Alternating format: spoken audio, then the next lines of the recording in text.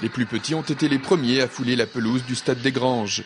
Une soixantaine de débutants des clubs de la Côte de Lumière, mais aussi de La Roche et Fontenay, ont eu l'honneur en effet d'ouvrir une soirée très spéciale.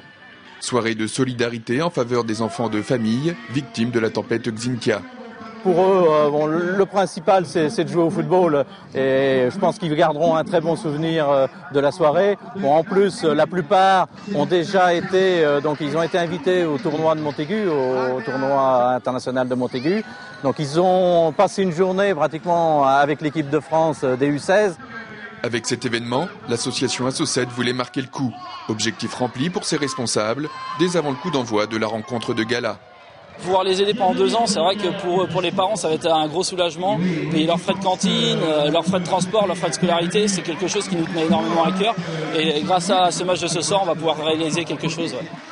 Le match de bienfaisance entre Brest, tout juste promu en Ligue 1, et une sélection de joueurs pros, dont Frédéric Darocha, Michael Pagis, Nicolas Gillet et Ulrich Ramé, pouvait ensuite débuter. Avec sur le banc, aux côtés de Christian Gourcuff, Jocelyn Gourvenec.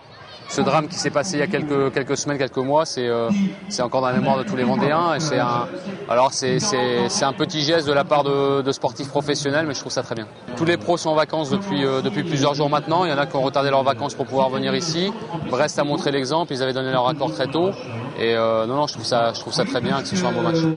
Un match joué dans un bon état d'esprit et qui a vu Brest l'emporter 3-1. Pour Nicolas Savino, qui a soutenu dès le départ l'initiative de l'Assocet, le résultat final importait peu. L'essentiel était d'agir d'une façon ou d'une autre en faveur des sinistrés de la tempête. On est content, on a fait ce match-là, on a réussi à l'organiser.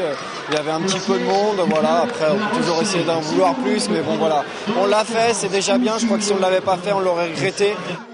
Bref, une soirée réussie où de jeunes footballeurs ont pu approcher pour la bonne cause des joueurs professionnels et repartir chez eux des images plein la tête.